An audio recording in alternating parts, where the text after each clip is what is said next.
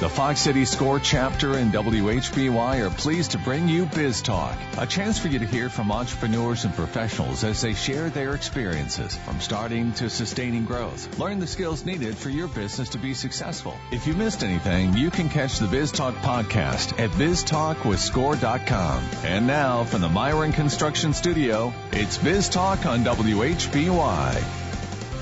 Good morning and welcome to Biz Talk. I'm your host, Rick Sense, and with me today is a special guest SCORE host. The gentleman that we're introducing as a host today actually did my mentor training for me when I started with SCORE. Keith is our guest. Keith Keller is our guest host from SCORE. And Keith, you want to just let listeners know a little about what you do with SCORE? Well, I'm glad to hear, Rick, that you're still with us after that orientation I did with you. So I guess that worked out okay. It did. But apart from my job of orienting new volunteers with SCORE, I'm a SCORE small business mentor, and I've been with SCORE Fox Cities for a little over 4 years now. And we help start up and operating small businesses in every aspect of the business. And our services are free. That's one of the great things about SCORE mentoring. My experience is in new product development and marketing, and that's what I help my clients with. And those clients range from a chiropractor to a dog trainer to a machine shop owner and everything in between. And if you're an experienced business professional who'd like to help small business owners, we'd love to have you on our team. And to learn more about volunteering with SCORE, or if you are a small business owner looking for assistance, you can just go to score.org/Fox Cities and you'll find everything you need to know right there. Well, welcome to the show, Keith. It's great to have you.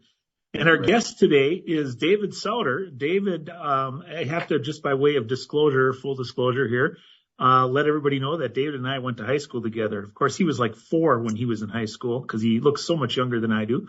But David's, he's really done a lot of interesting things over his career path, and we'll get into that in a little bit. But currently, David is the CEO of Envano, and it's appropriate that Keith is our guest host today. So we should have a very interesting marketing discussion as we go forward. So, David, I guess maybe we'll just start with a general question of what does Envano do?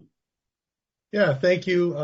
Thank you, Keith. Thank you, Rick. Yes, I admit that I was in high school with Rick and we didn't cause too much trouble.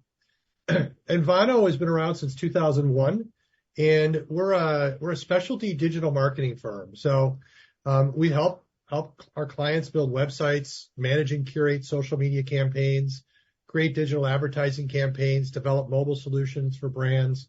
We really do the full spectrum in digital media. And probably one of the elements that we are a bit proud of is we're always trying to stay couple steps ahead of the market so that we're ready when the customer's ready to try something new. And that was really evident when mobile came along. We were already deep into mobile, had already figured it out. I have the iPhone 1. We actually had some test devices that were pre-iPhone 1. And so we were ready when the customers were ready and the market was ready, really. And as you can see from today, half of web traffic actually typically comes on a mobile device. So it's pretty stuck for us as marketers. So that's interesting. So when you sit down with a client or a prospective client, how do you help them understand that cutting edge is where they need to be and they might not have a clue what cutting edge is at the time? How do you work through that? Yeah, so we're a very customer-focused or customer-centric firm. So whereas a lot of our competitors or others in the industry are technology-driven, they're selling a specific technology or type of something. We're very interested in understanding the customer and our prospective customer. So Keith probably can relate to this in marketing. It's all about the people in the end. And we have to understand both the customer's people, what they're trying to sell, what they're trying to market, and then their customers. And it's somewhat amazing to us at times how we actually help them remember their customer and try to look for ways in which to reach and touch them in a better way. So we start by basically good conversation around what they think they need to do. It's important to be really good at listening, asking really good questions, and we'll try to really understand their markets, understand the pressures on them, the business goals and objectives. So what we're doing is really not yet to digital marketing when we get started. It's more trying to understand the business. And probably one of the fascinating things that keeps me engaged in this industry is I've gotten to know so many different industries and so many different approaches and clients. So Keith probably has this very similar. It's fun to learn about dog training. It's fun to learn about welding. It's fun to learn about grocery. It's fun to learn about roofing and ski clothing and all those kind of things that I get to learn about. So really, it comes down to really conversation, understanding them, and then we can start to apply some ideas and provide some options for them. Yes. Would you say, David, that the basic principles of marketing, whether it's digital marketing or print advertising or television or publicity, are really kind of fundamentally the same, no matter what channel we wind up using? Is that a fair thing to say? It is extremely fair, and I had this conversation with a lot of my peers. If you're truly a marketing firm, then the principles are the same. I go back to my marketing courses from college, and this is pre-internet, right? So the internet wasn't here. There's really two big sides to marketing that I see. One side is the brand aspect, and it's important. We're not a non-brand folks, but when the digital sphere, we can be a little bit more like direct marketers. So we can measure, we can track, we can actually put a true return on investment, a true ROI to much of what we do. And whether it's in paid media or whether it's in a website or organic search, we can start to really equate, okay, here's what you're spending. Here's the results from that. So you can start to decide, well, we're going to do more of that and less of that because that thing that we tried, maybe it's a great try, but it's not working. So that's the cool part about digital as well, is we can try things really pretty easily without the kind of upfront investments and costs that, Keith, when you got into the industry, you had to prepare a lot of stuff, and an experiment was, you wanted to be pretty sure, right? Absolutely. Yeah, I was, one of the things I started in was direct mail marketing, and there, we think of the expense of just the postage, and the print pieces and so forth. So yeah, we had to be more sure we couldn't experiment as easily as you might be able to do today. Yeah. So David, when you started out your business plan, how has that evolved from when you first started with Envano? So, from a business plan perspective, we're a for-profit venture. I've always had a passion around helping people grow. And we're very much a talent-focused organization and industry. And so our business plan is to continue to be viable and profitable. My wife, who we founded the business together, Ruth, is a CFO. So she's an accountant. It's kind of nice. I don't have to kind of worry about that piece of the business, which is a big important part. So we wanted to build a profitable long-term venture, and yet it's still very customer dependent. So our customers have always sort of guided our business plan, right? So if we have a customer that has specific needs, we may go and acquire that talent in order to fulfill it. So it's a little bit different than maybe a product development business plan, or maybe a service-oriented business that's very set. Ours tends to shift over time and adjust. And I kind of find sometimes that to be fairly exciting and interesting because we get to learn new things. But yeah, it's a little bit different approach to the, I guess, business planning, in that we have to take strongly into consideration the customers we have today and the ones that we're going to have tomorrow. And we can't always guess those perfectly.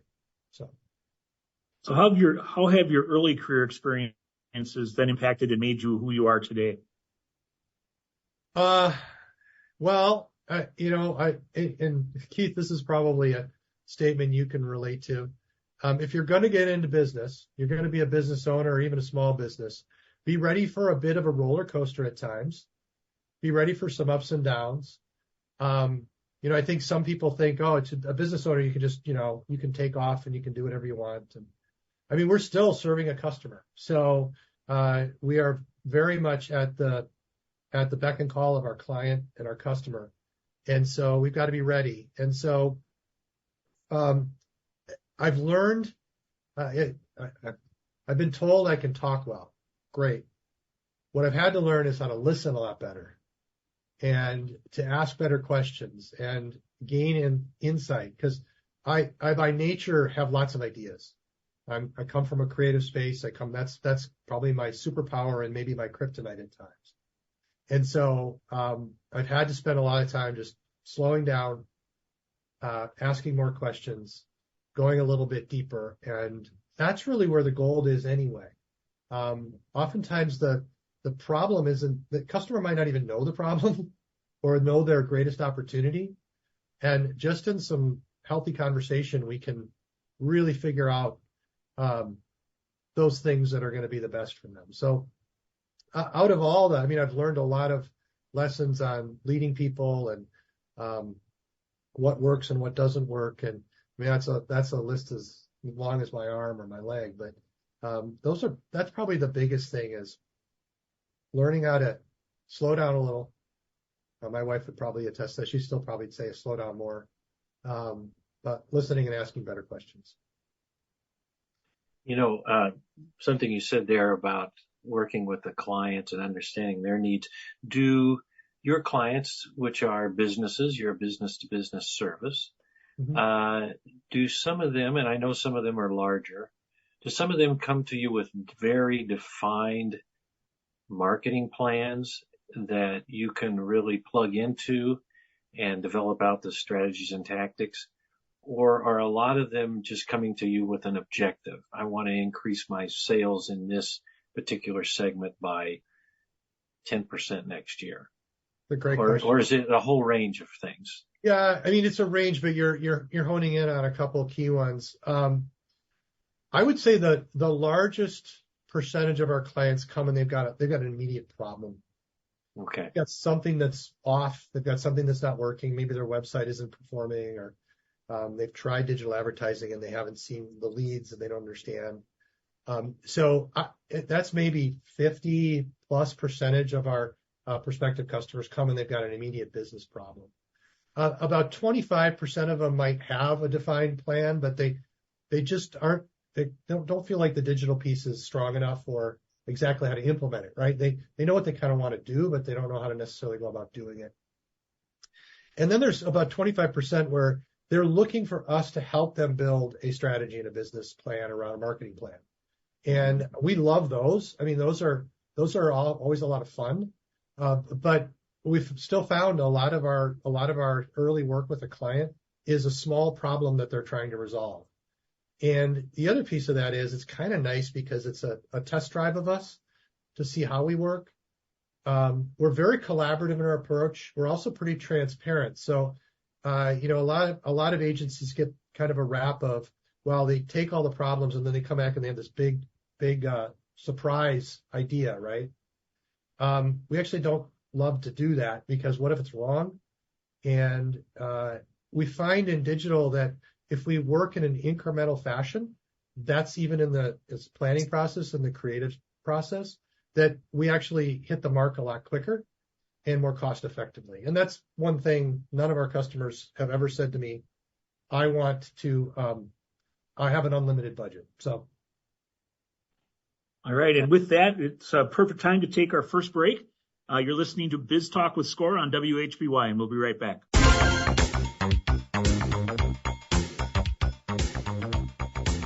Welcome back to Biz Talk on WHBY Radio. I'm Rick Sense, along with special guest host this week, Mr.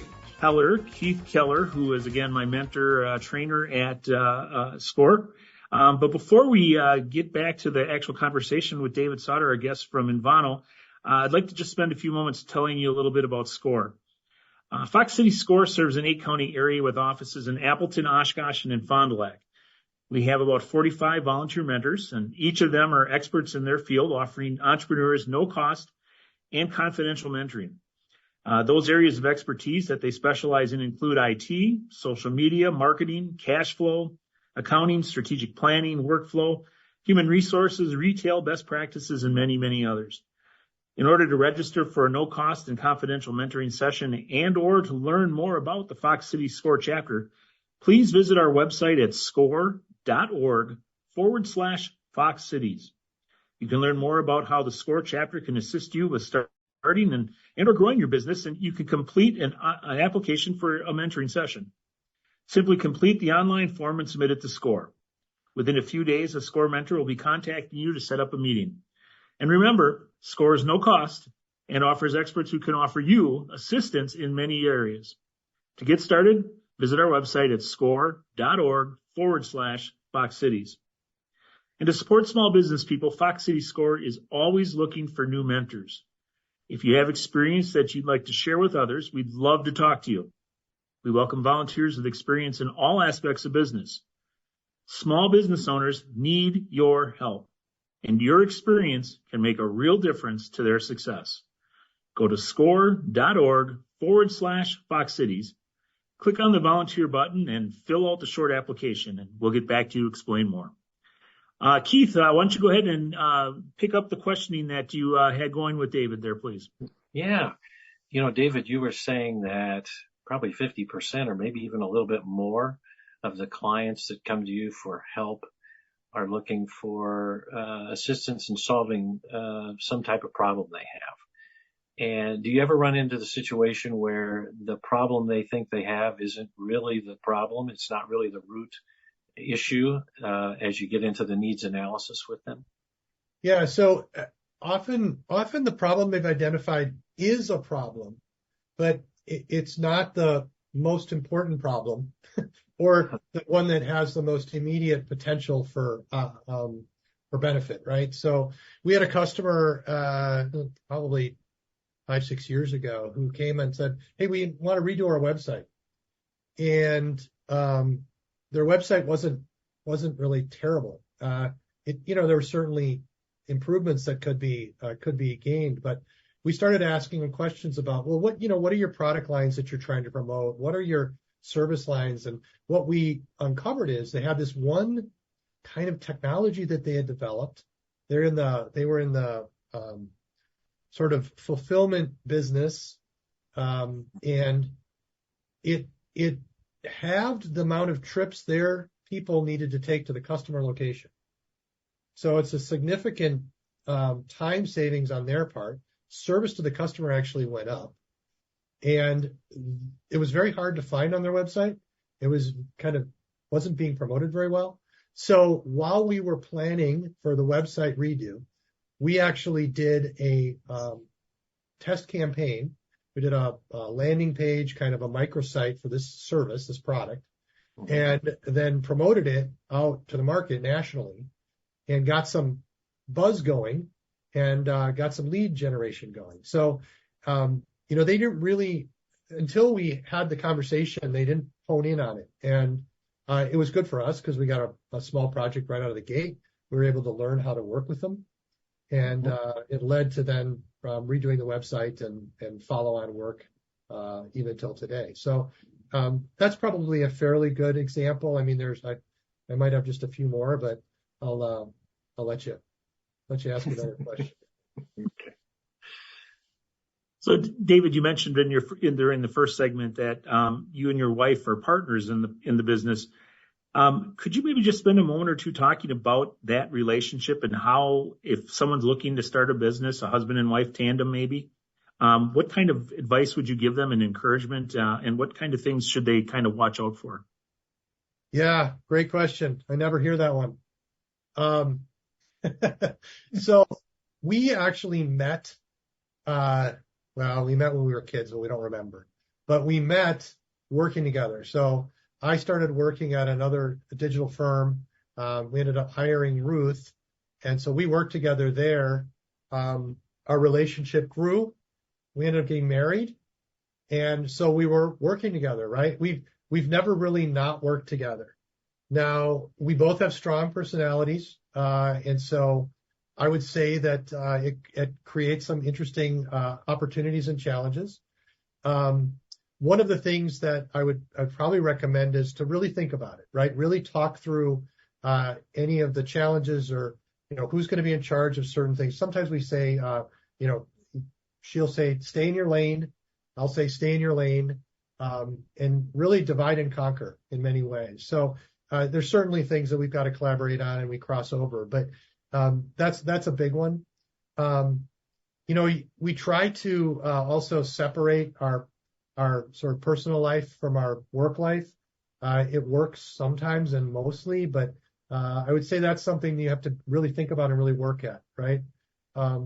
Our kids probably had some positives growing up with that and maybe some not so great, but they certainly understand what it's like to run a business and to grow a business. So, it probably benefits if you're considering it and you haven't worked together, talking to somebody like Keith at SCORE or somebody there with some specialty in family business, because there's a lot of family businesses, and I have a lot of friends who are in family businesses, and I would just caution you to go in with eyes wide open. I would say opening and running a business together is not worth risking your marriage if that's a concern. So it's got a lot, but it's got a lot of positives too. I mean, we're doing it together, and I think that's at many times made our marriage stronger. But it's certainly got its days. All right. And that would lead us to another break. You've been listening to Biz Talk with SCORE on WHBY, and we'll be right back after these messages.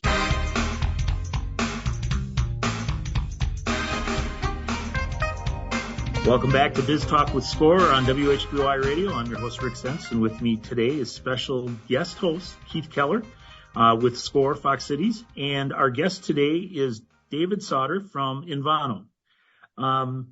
David, I'm going to let Keith tee you up with another question. So here we go. Keith, take it away. Thank you, Rick. David, earlier you were listing some of the key elements that we put together under the heading of digital marketing. And digital marketing, of course, is Envano's specialty.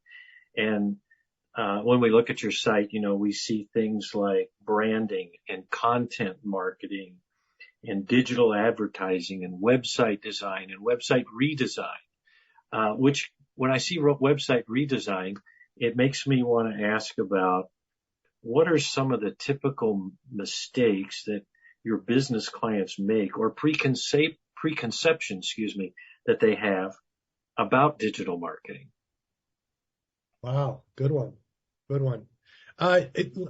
First thing that comes to mind is we're seeing a transformation a little bit in how we believe a company or brand should approach taking their website maybe as the first touch point. For some reason, people think they need to replace a website and just throw it out and start fresh.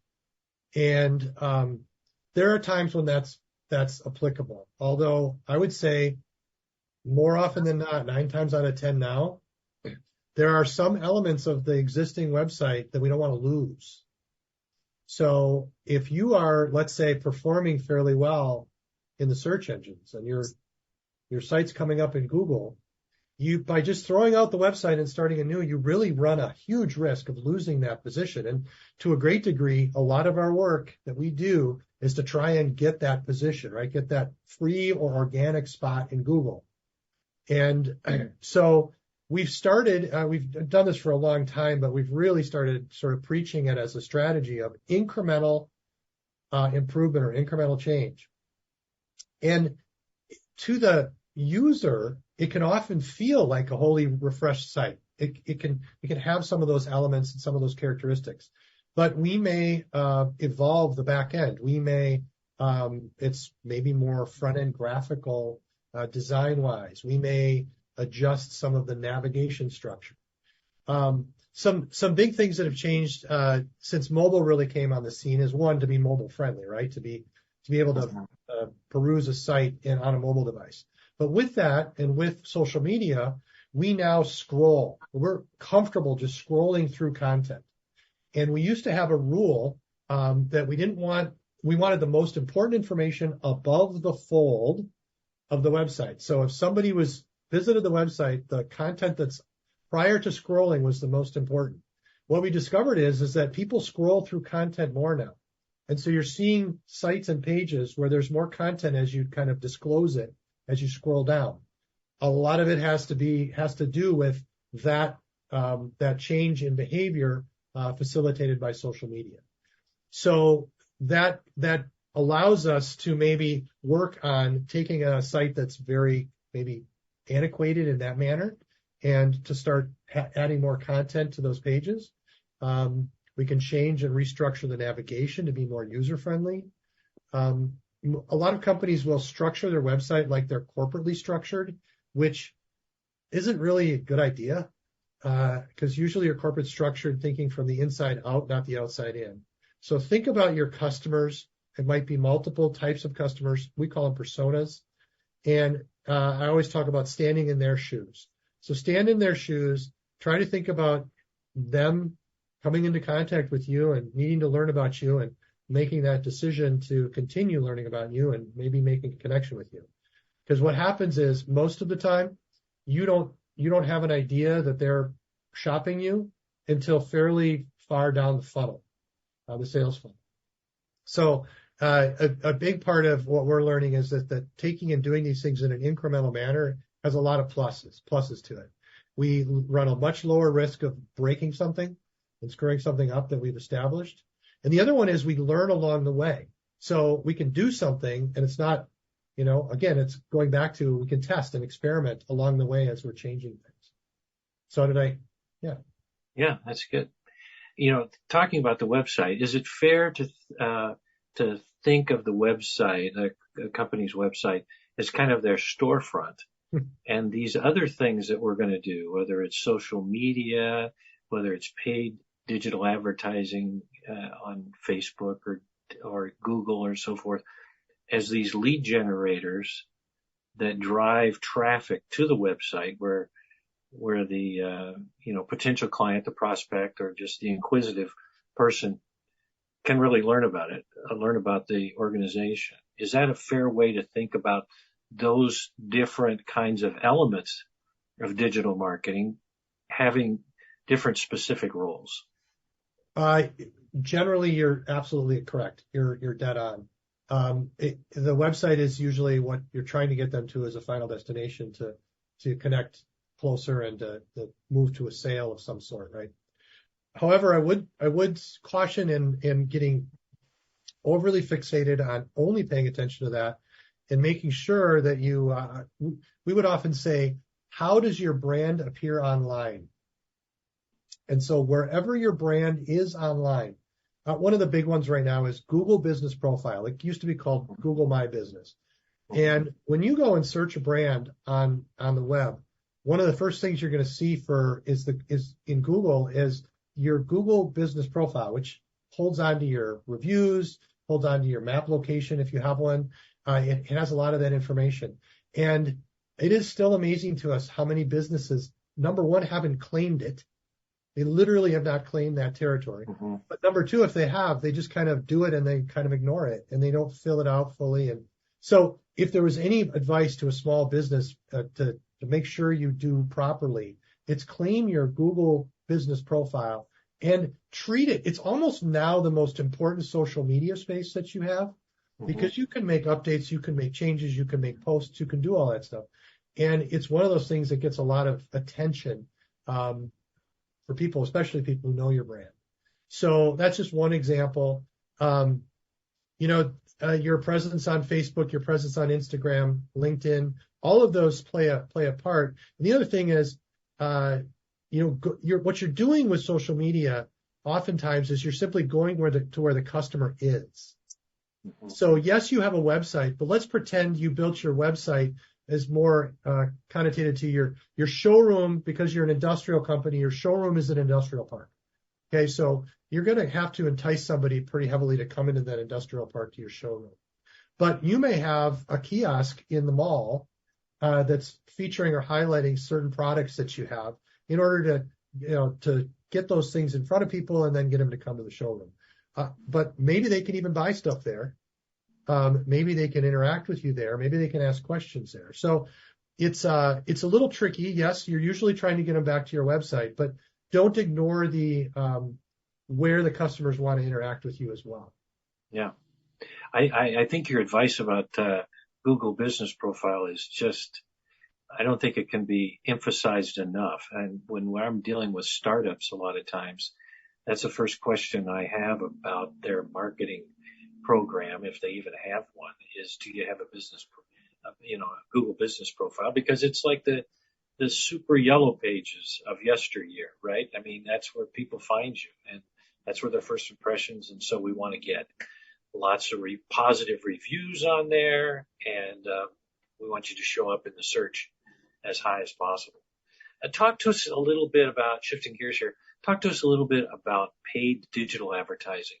And I'm thinking about Google, I'm thinking about Facebook, some of the other platforms. When a lot of times when people think of social media, they're thinking of just posting something out there that some of their followers may see. But it's not really, other than that, it's not really a targeted thing to actually find new prospects as well as some of these paid services are. And it looks like you folks work with that quite a bit. Yeah, so I'll give you try to condense this down, but some advice here from what we found metrics wise. Social media has dropped in its effectiveness for digital advertising, primarily because they've changed their algorithms around our ability to target and our ability to hone in on their users. And so that's diminished the value of social media direct paid advertising. They'll hate me saying that, but that's true. Now, if you have an audience already interested in you, what we call it is boosting your posts. So you would post something and then boost it to like audiences, or at least your existing audience. So that's still fairly effective because those are people that have touched you or had an interaction with you. Our probably the best performance is in the search engine side. Both Google is the granddaddy, but Bing, Yahoo is performing very well for certain clients. Summit performs terribly, but Summit works really well. Now, both of those platforms essentially have lots of different offerings. So this is where it gets very confusing for a lot of our customers. And one of the reasons they work with us is we take the confusing out of it. We're testing, tracking, doing all that, and we're moving money from here to there and making sure we're tracking all the way through to a lead or a sale or whatever it is. And so, just think of your own behavior. Where do you go first if you're looking for something that you don't know the brand already? And even if you know the brand, you might go there. You might go to Google or Bing or Yahoo or DuckDuckGo. So you go there and you type something in and you get a result. Now, those first results are paid for. Those are ads. They're called sponsored. Most people know that, but not everybody. And then after those, you see Google Business Profile, or you see the organic results. Now, we'd love to get high in the Google organic results. That's awesome because that's free. Well, it isn't really free because we do a lot of work to get there, but it's the gift that keeps on giving, because if you get there and you can maintain that position, you can garner a lot of visibility and traffic from those organic listings or those non-paid listings. But if you're unsuccessful at that, and sometimes it's just very competitive, we will actually do paid advertising, both on the search side. And then Google, what they do is, as you're doing that, it's learning, right? And then you can start using some of their other advertising tools, but with the knowledge built into the system. And what happens is they are smarter, and they help us to be smarter on, again, getting the right leads through the funnel.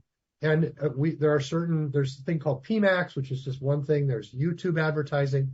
We'll experiment with lots of different sort of ways in which to interact, and then we'll just see what works the best. But we're tracking it on our side, so we're getting real numbers for the customer, and they're going to really know. It can get pretty complicated, but in essence, from a non-operator, we're trying to get closer to that customer, and we're trying to sort of interject ourselves into their buying journey.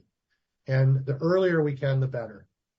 So it's still an advertising world. If you want to get really good at it, you're probably going to get some organic lift, get some organic traffic. Some of our customers, that's almost all we do for them. But others say, we really want this visitor that's typing in this phrase. And so we go buy it. Yeah. Yeah. There's still a lot of other marketing channels out there that are traditional ones that, go way back that people often think of when they think about marketing, right? There's paid print advertising, there's television, there's radio, there's direct mail, there's publicity is another marketing channel. And so you folks being specialized in digital marketing, I'm sure find yourself needing to integrate with some of these other channels. How does that work at Envano? Well, we always we pitch to our customers that we'd like to play nice in the sandbox with our other partners. As long as the customer is sort of driving the bus, that works really well. So we're very comfortable working with other firms and other specialty firms. The interesting part is we're not one of those folks who just say, well, digital is the way to go, spend all your money there. I'll use a client example. We have a large regional roofer, and they invited us in to help improve their digital side, but they do a lot of TV, radio, print, sponsorships, billboards. They have a full spectrum of media that they do, and it works really, really well for them. Now, what we've been able to do is integrate better and move and measure better and move the needle up so that digital is their highest performer. But I would never say to them, stop doing the rest of those things. Now, the mix adjusts and, you can do this a little different or that a little different. For example, when the election hits, when all the campaign ads hits, they're going to pull back for a couple months because it's going to be ridiculously expensive. They'll push more into digital and then they'll come back. So that's a great example of how do you do this and integrate well and work in tandem. So that's really an awesome experience to have a customer like that's been successful at it. And when we still run into occasionally customers who aren't really doing any marketing, and digital is very approachable. So it's a place to get started.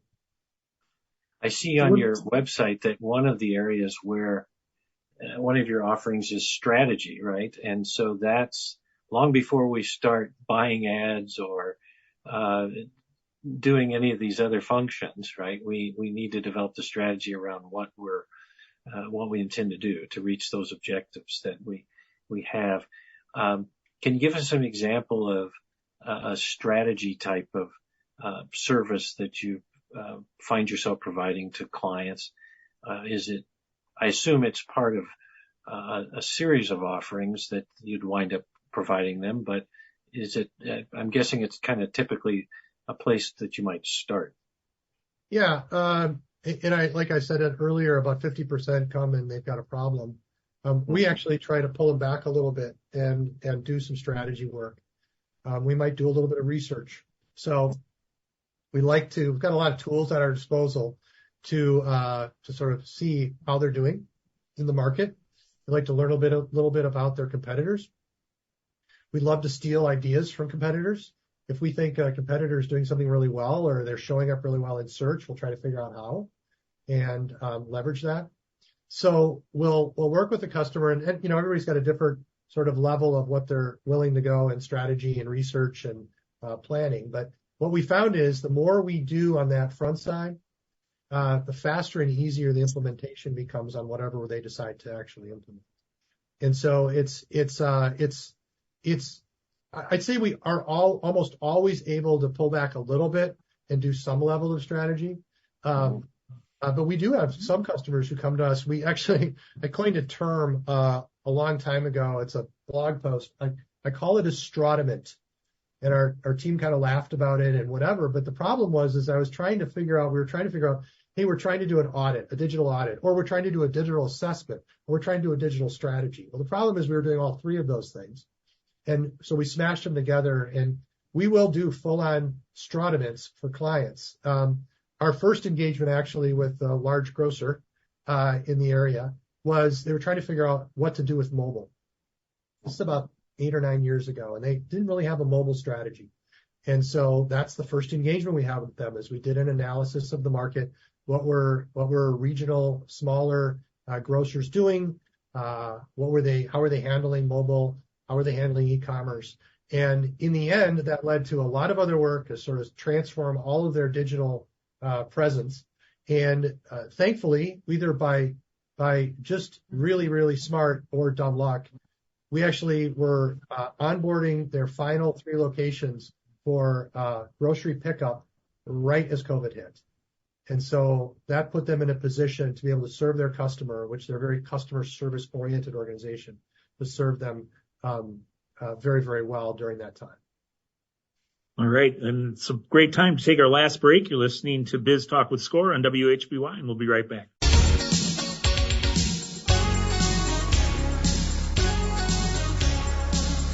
Welcome back to Biz Talk with Score on WHBY Radio. I'd like to thank our sponsors and donors who bring Biz Talk with Score to you each weekend. We couldn't present Biz Talk without their generous support. Thank you to Haling & Associates. Haling & Associates helps small businesses and individuals not just prepare tax returns, but plan for taxes, thereby helping you minimize taxes for this year and beyond. Haling & Associates, personal connection, positive results. A special thank you to the Business News for promoting our program in the biweekly business newspaper serving Northeast Wisconsin. If you aren't already subscribing to the Business News, you should. The paper is delivered biweekly and contains relevant and useful information about the business community here in Northeastern Wisconsin. We'd also like to recognize the David L. and Rita E. Nelson Fund within the Community Foundation for the Fox Valley region for their generous donation in support of Biz Talk and Fox City Score. David, how could listeners get a hold of you and get a hold of Envano if they'd like to follow up with anything they've heard today? Yeah, an easy way is to check us out a little bit at envano.com. So ENVANO.com. That's a way to learn a little bit about us. Feel free to contact me on my mobile phone, and the easiest sometimes is actually to text me. That number is 920-217-5851.